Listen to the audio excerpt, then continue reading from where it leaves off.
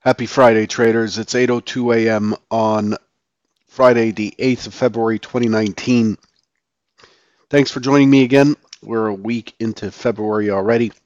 Derivatives trading involves substantial risk of loss and is not suitable for all investors. Past performance is not necessarily indicative of future results. This morning, the Nasdaq's way off. Not way off, but it's definitely the laggard among the indices, down 51.5 points or 0.75%, followed by the DAX again. Overall, just it's fairly um, busy section I guess on the in terms of range on the overnight. Definitely didn't sit sideways and balance. Came off a little bit yesterday from yesterday's close on the S&Ps. Volatility's up again a little bit, 2.77% at 1762 in the futures. Gold has popped again, trading at $1,316.50. The treasuries are up the bonds are up 7 ticks, and the 10 years up a tick and a half. So we could clearly see that allocation is to safety this morning. So, with that being said, we did have a sell-off day yesterday after a gap down, and we left a gap behind in the S&P. We'll cover that in a minute. Um, so we'll get into that. As far as what we've got for today in terms of economic releases, the calendar's clear. Uh, is clear today. Not expecting anything major to come across. The only real event that occurred was the German balance of trade, which came in um, slightly worse at 13.9 billion euros versus the prior 20.4 billion euros with a forecast of 15. The other numbers are all lower tier releases. So that's what we've got. Let's get into our review section. Although we not much to glean from the review today because my scenarios yesterday were looking mainly for responsive action. It was scenario 4, which I didn't put on here, which was a test up, drive down, which ended up taking place. And so overall, not much to talk about here. This was done extra early yesterday since I couldn't do the trader bite at the usual 9 o'clock Eastern hour. And I'm not sure, I can't really argue that had I done it, a half hour later, I would have gotten more information for that scenario 4 to kick in. I don't think it would have, but I wasn't here for it. I wasn't here to trade it. So I'm not going to talk too much about the review, other than to say a couple things from what I saw in doing my homework. The main structural features to note on the ES, and for those of you at Convergent, you have these notes in the head trader channel. The main structural features is that the intraday double bottom at 27.22.25, which was the double bottom interday, meaning across 2 days, right there and there. Hang on, right there and there. Um, we still have that feature untested above. Need to watch this carefully for an initial test back if we do get back up there. Um, if it does not get a reaction, if the market comes up and doesn't get a reaction with this double bottom, which shows a clear weak low across 2 days, then we're likely to see a push into the point of control and the swing high very quickly. We had an intraday double bottom right down here at 2685.50. You could see these double bottoms. This has more than 15 minutes across. These are 15-minute bars. These double bottoms generally don't last, don't stay by the end of the session. Yesterday's did. And so that's a legitimate low, weak low left behind from yesterday as a structural area that is somewhat incomplete. Any push below 2690 this morning, I expected would quickly test that weak low in the RTH session. We got below 2690 in the overnight session because the overnight low is 2687, but we didn't tag it. But again, I'm more interested in the RTH, the follow through in the RTH than in the overnight. Despite the elongated profile impulse down, this is a fairly significant impulse down. There were no single prints left behind. So normally when we get a big impulse down, like we saw, December 4th or whatever, we would leave a bunch of, traditional single prints behind. But yesterday did a remarkable job of repairing this entire leg, repairing the structure, the market profile structure of this entire leg, and giving us a more filled in profile. Like this is not as jagged as we would normally see in a trend day. And so that's how things rolled. We ended up pushing all the way back to the point of control. There's the point of control, the yellow line. This is the first hour's low here.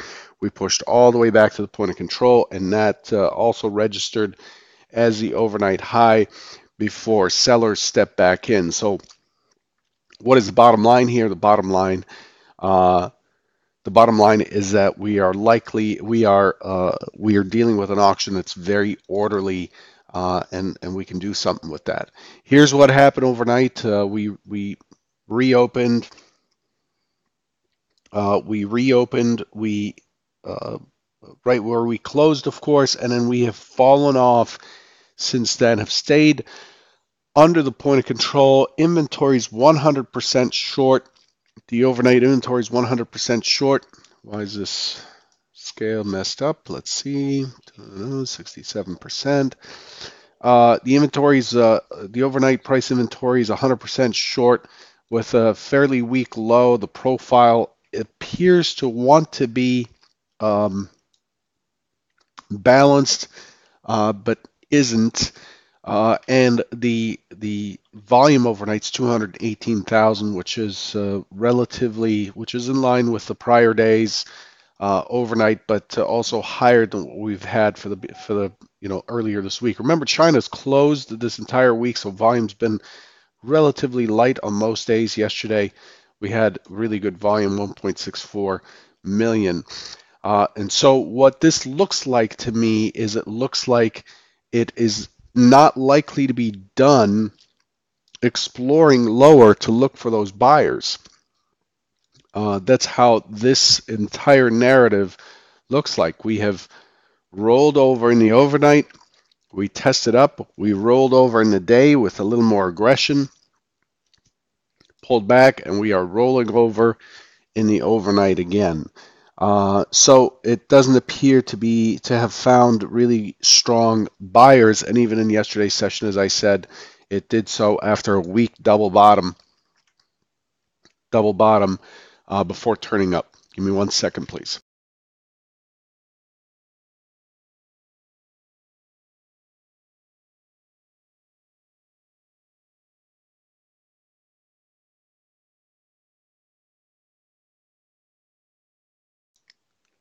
Okay, so let's move on to our current, but before we do that, I want to remind everybody that it is Like Friday today. Please find the like button on YouTube. If you're looking at this on the Convergent website, you can go to the bottom right corner and find the YouTube button and go there to click on the thumbs up. I'd appreciate it. Here's what we're looking at for the current action for today. The key plays for today. Switch colors. Key plays for today. I'm expecting an open auction with a responsive action. I'm looking for it to test back up to 26.95.75 into 2700. I expect that to be rejected. I'm looking for an impulse down to test the overnight low and continue to drift down. I'm looking for somewhere around 2680 as an initial test area, but ultimately I'm looking for this to come back and finish in the lower end of yesterday's range. It is Friday. There's not a long weekend or anything. Next weekend is a long weekend, but not this one here in the U.S. It's President's Day on the 18th, is it? Yeah, President's Day on the 18th. So I expect a little more action, and I don't expect it to halt too early, but that's the key plan for today. Going into scenario two, if it does not become responsive early, then initiative it is. So we do have a weak price action on the overnight. We did stay, as I said, below VWAP, below the mid, and that may continue coming into the open. As we see, we have a gap up here. We may drift down before we push back up, consolidate, and then start to drift back towards the 2705. Now remember, why am I looking for some sort of a responsive play here? The market auctions down to find buyers. The market auctions up to find sellers. This is what we generally do as an auction. We continue to advertise lower prices, looking to entice buyers, higher prices looking to entice sellers, with the objective in trading in any auction, as it is in eBay, in your local real estate market, at your local car dealership, at your local supermarket, whatever. The purpose of a market is to find balance, right? It's no good. It would be no good to you to go to your local Publix or Mariano's or whatever, uh, Tesco or whatever, and not and know that today bread could be $2, tomorrow could be 5, the next day could be 6, and then the day after that could be 50 cents, and then the next day after that could be 30 cents, and then the day after that could be $1, and then $1.50. Whereas the market, the other supermarket that maintains supply and demand, maintains good inventory, maintains supply and demand, you can go and expect that the loaf of bread will be $2.50 fairly consistently, and it veers by a small margin. That's the purpose of a market, and that's the purpose of an auction. Of course, as a consumer, when you go into a store, it's a one-way auction because you can't. The only supplier, the only supply is coming from the store. There can't be other people stepping in. Whereas with so it's one directional auction, whereas futures, stocks, and so on is a more free or two-directional auction. But that's the end. We'll continue to advertise lower until we find buyers, and if we don't, we'll continue to advertise lower until we do, and then we end up balancing, trading in balance, and then whatever comes in, whatever information comes in that needs to be repriced, that entices one side to buy or sell to find the next balance. So that's the basis for these two scenarios here, or any scenarios, or the auction in general. So those are the two key ideas. Of course, there's the scenario 3, the open, test up, drive down, as a continuation of yesterday. We did leave this gap behind. And my expectation is as soon as we find buyers, we're likely to walk ourselves back up there and repair some of that structure there and come back into this big balance area up here. These 2 days of balance at the peak of this swing. Anyway, I'll leave you with that. Good luck today, and I'll catch you Monday morning. Take care, everyone.